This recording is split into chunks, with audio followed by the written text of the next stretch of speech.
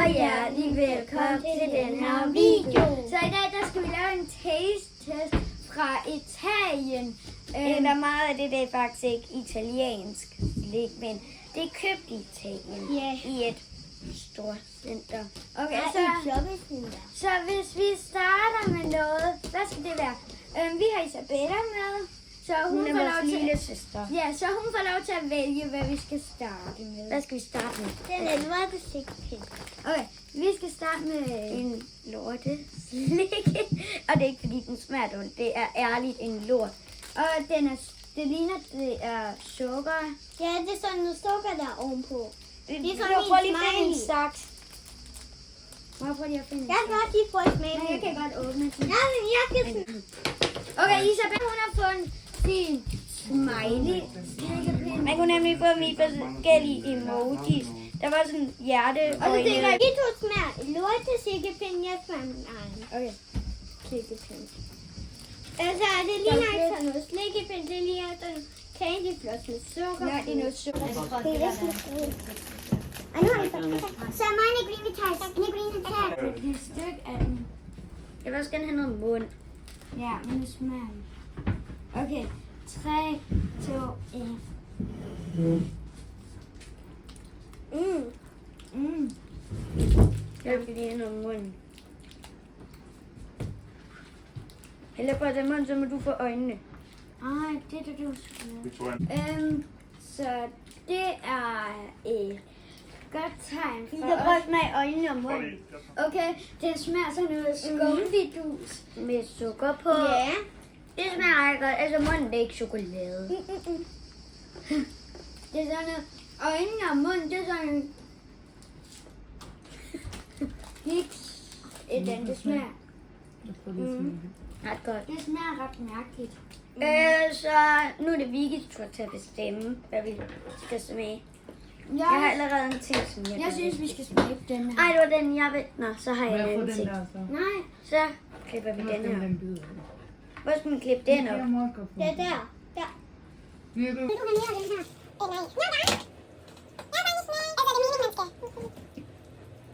Så stille og roligt. Line, hun starter. Isabel, vil du gerne lægge den der? Den her.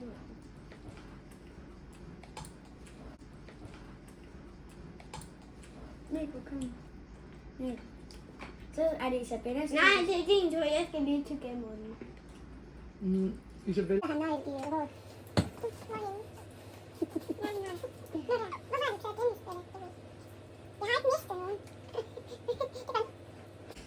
Må jeg gerne lige prøve? Det smager Det er et meget af... gelé. Nej, det smager af et eller andet dårligt. Virkelig vild citron noget. Med klumper i. Det er sådan gelé. Må jeg prøve at smage det, det er gelé. Det skal I ikke købe, hvis I skal til Italien. Ja, det skal I overhovedet ikke købe. Vi var lige bare til at smage det hen. Okay, så er det Nicolines tur til at vende til. Den er virkelig klam. Ja, den er virkelig dårlig. Den tror jeg, vi skal skrive sten, saks, papir om, hvem der skal tage den, hvis Ja. det skal være en udfordring. Nej. Okay, så jeg vælger denne her. Yay.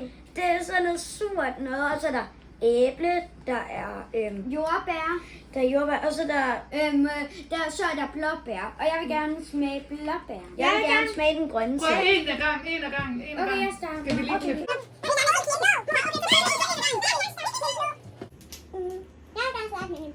Jamen, I kan nok lige starte med blå alle sammen. Så tager I lige en Det lille er lidt skål. ligesom en smoothie, tror jeg. Du må ikke sige noget. Ikke sige noget. Det er lidt.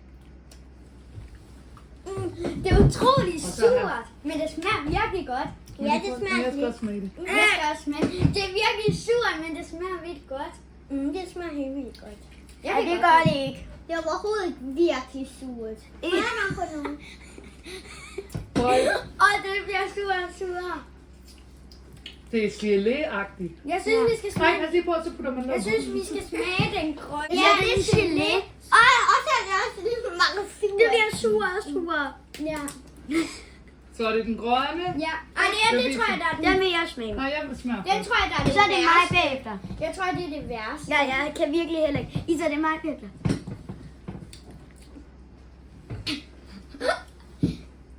Bagefter så er det mig.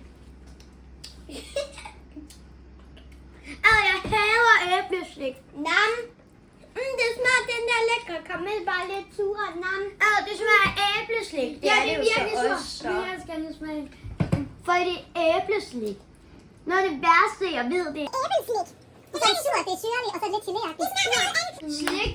Jeg har engang haft sådan en tube. det er det Det samme. smager det samme. Ja, det så skal vi have sådan suppe. en Den har jeg størst æbleslikskaramel. forventninger til. Ja. Den har jeg størst. Men jeg synes lige nu, det er den blå, der er bedst. Nu er det min tur nu først. Lige nu, der synes jeg stadigvæk, at det er grønt. Og så er mig.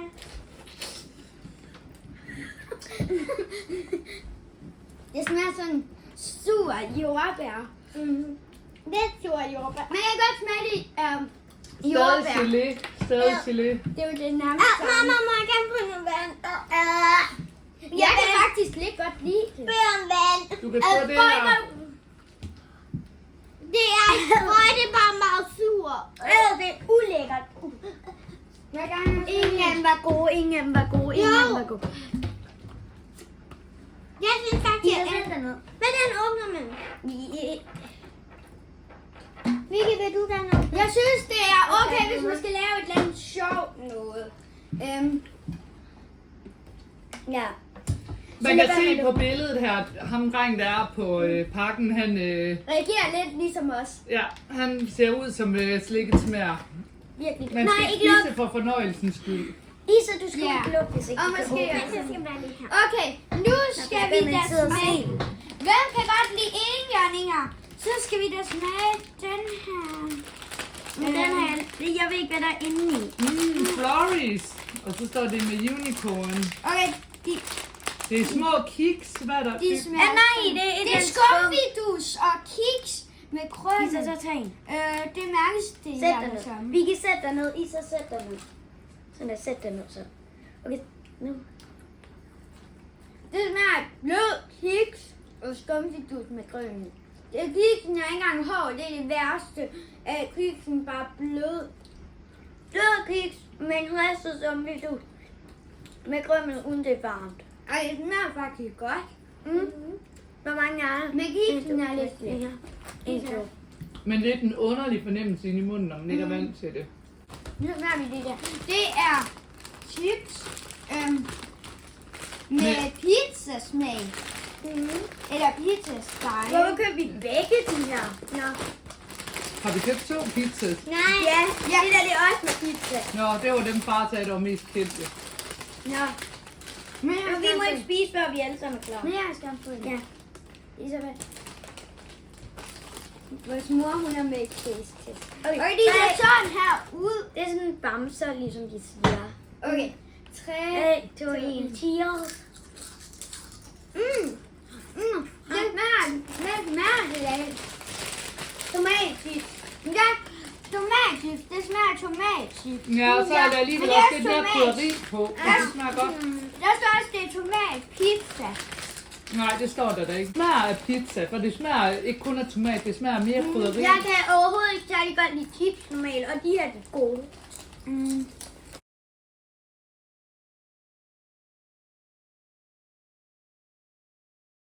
Men vi kan godt lide pizza alle sammen. Så derfor kan vi nå dejligt. Ja, dem der kan lide pizza, som jeg tror rigtig mange kan. De kan godt lide den. Okay. Så det kan altså bare lige, vi tager den næste chip. Det er altså wheat. Og det er også med pizza. Ja. Det her, det skulle bare være en margarita. Så hvis du sætter Den hedder cheetah. cheetah. Cheetahs. Så i stedet for bamser, så skulle det være Cheetos. Cheers!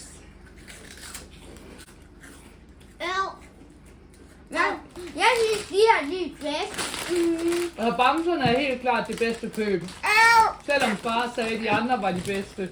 Men de De der, mest kendte. ja, men de der skumfidus. Jamen det er jo en helt anden. Ja, det er noget. Men bamserne er bedre end de der Ja. Og de smager ligesom de der bølletips. Hvor smager de føj. Ej, okay, synes du, de er dårlige? Ja. Og derovre. vi dem her? Det er en skumpidus slikkepind. Eller er det egentlig bare skumpidus formet som slik?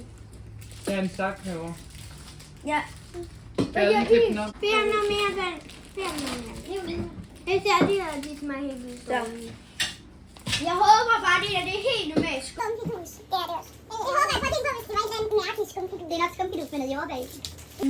Det smager virkelig, når nissen kommer, så kommer den sådan der.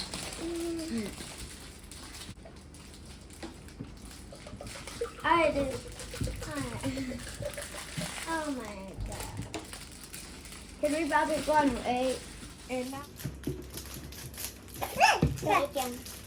Jamen, så kan jeg bare rive. Så, okay. Ej, den er den der, men det er ikke hende. Ej, den falder ned! Den falder ned! Og det er BT. Okay, jeg vil have lidt af brættet. Også mig. Også mig. Også mig. Også mig. 3, 2, 1. Det var en velkendt smag. Ja. Den beholder jeg. Nej. Vores. Hvorfor er de faktisk ikke særlig vildt med skum? Jeg er ikke særlig vildt med skum. Det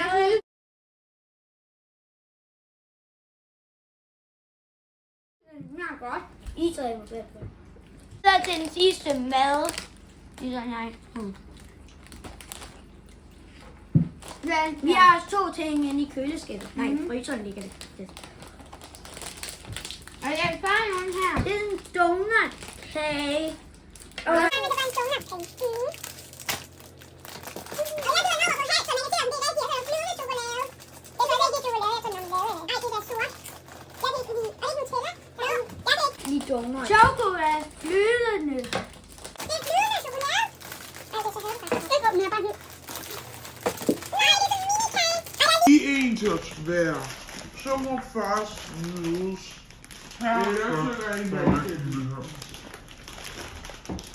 tror ikke. Jeg kan ikke åbne den. De er så gode.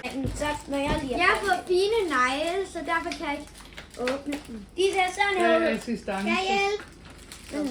Rigtig fine. Det ser ud til, at det er noget marmorkageværk. Den er spist.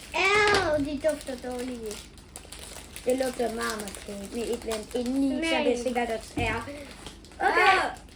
Vent, jeg har ikke engang fået åbnet dem. Jeg skal hjælpe. Vi kan der ligger en sats ved dig. Ja, men jeg kan ikke gøre. Oh yeah, donut. Det er ligesom en ring. 3, 2. Jeg er sådan her. Det smager dårligt. Men det er ikke godt. Hvorfor skal jeg så spise mere af den? Ja. Var det noget i klassen? Der er sådan her. Indeni. Det smager dårligt. Det er på højere landet fra. Ja, højere landet. Jeg vil prøve det som jeg skal anke. Jeg vil prøve det som jeg skal anke. Det er på højere landet fra. Ja, højere landet. Videre i fryseren. Den smager af dårlig kakaokage. Nej, det er det, jeg siger, den smager. Vi starter med en. Prøv at sætte den her. En Nu går vi Oreo milkshake. Og lige to. Skal det være de der andre chipser? Så vil lige hånden der bedst af de her to. Nej, prøv at smage. Men jeg synes, de var sygt dårlige. Eller, de var de der, prøv at smage. Så du skal så meget smage de der, de smager vildt dårligt. Ja, prøv at smage dem der. I er ikke sikker. Hvem er bedst? Nej, de er ikke. Ja, nej, bare de der, de her. Okay, det er en Oreo milkshake. Hvad er der med den her? Hvorfor smager hvad smager de af? De smager dårligt. Har du smagt den? Ja, den her vil du have. Har du smagt den? Den er der Hvad er det i? Hvad er der i? Så nu lige at tykket det her munden. Skal jeg hjælpe dig? Hvorfor smager de dårligt? Gør det. Bare prøv lige at lægge den dernede. Må jeg ikke sige? Prøv lige. Når du lige har tykket af munden, så er du klar, okay?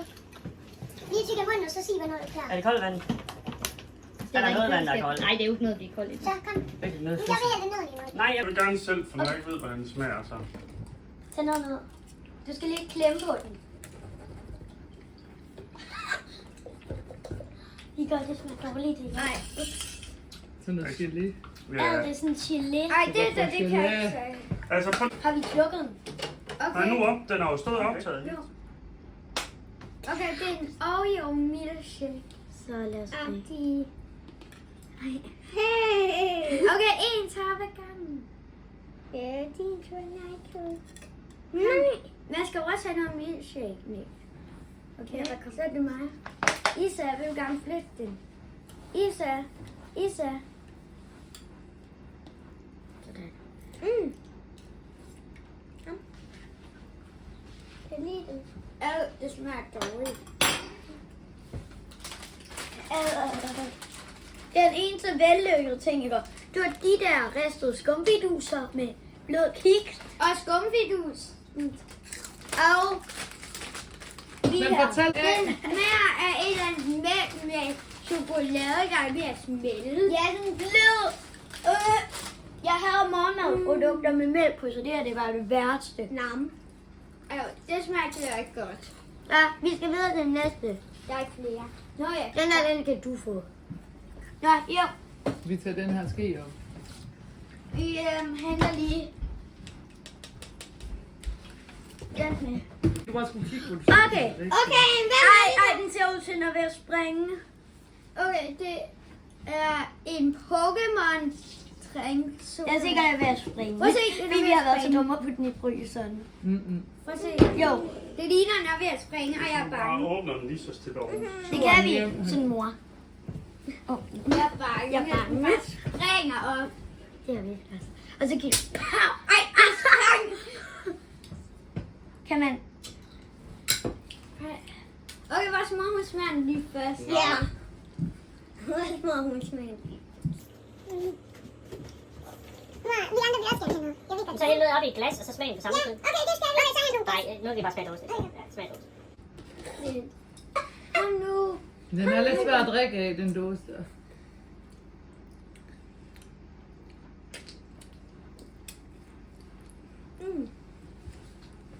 Det smager sådan godt. Sådan lidt af Sprite. Sæt den ned. Victoria, Sprite. stop nu, og så fortæl, hvad den Lidt smager. af Sprite. Ja, det smager lidt af Sprite. Blandt op med et eller andet søde energi. Det smager af Det smager ikke også lidt af appelsin? Det smager af appelsin plus Sprite plus energidrik. Så det er det, den smager. Jeg kan ikke smage energi. Jeg gør det. Den er svær at drikke af. Okay, så Den smager virkelig godt. den er vellykket. Jeg vil holde det. Det giver sådan en god. Okay, nu vil vi slutte vloggen af. Hvor er den? Eller taste den af. Så husk at like og subscribe og tryk på klokken. Det gør gør os os rigtig glade. Vent. Du skal lige smage det her. Det er skumfidus med blød. kiks. Og du skal sige din bedømmelse højt. Hvad synes du, det smager af, far? Syntetisk. Mega syntetisk med krømmel. Okay, så hej hej! Okay, så vi har lige haft taste test. Hej, hvad smag på I her? Og ja, de er gode. Og der smagte vi nogle ting, og det er du mega gode. Og det er skumfidus godt med. Ja, det kan du smage her. Nej, det har jeg ikke. Og det er godt efter en taste test. For første gang. Og jeg er fint. Så, Jeg har faktisk ikke gået helt så godt, som jeg måske burde. ja. Taste test, der skal nok lade være med at kunne lide nogle ting. Så der bliver smagt, vi skal nok smage til buden snart. Okay, så jeg har brugt rigtig lang tid på at redigere den her video. Og jeg har faktisk brugt et helt år. Så please like og abonnere. Det vil gøre os virkelig glade. Hej hej!